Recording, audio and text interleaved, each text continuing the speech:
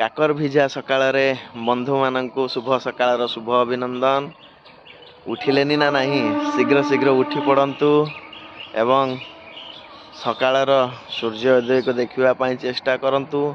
ता सहित आज दिनटी जो गुरुत्व वहन करे, आज हूँ गोटे ऐतिहासिक दिन। आज हूँ विश्व टेलीविजन दिवस।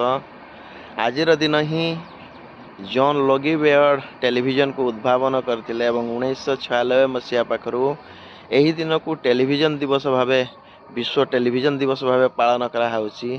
जेतले टेलीविजन उद्भावन होता तार आकार छोट थिला, कालक्रमे ता आकार परिवर्तन आसिला, तापरे ता रंगर परिवर्तन आसिला, तापरे ता प्रकार परिवर्तन आसिला। एबे तार प्रकार विभिन्न प्रकार होईची। तेणु आपण समस्त को अनुरोध रहिबो इतिहास विषय रे जानतु।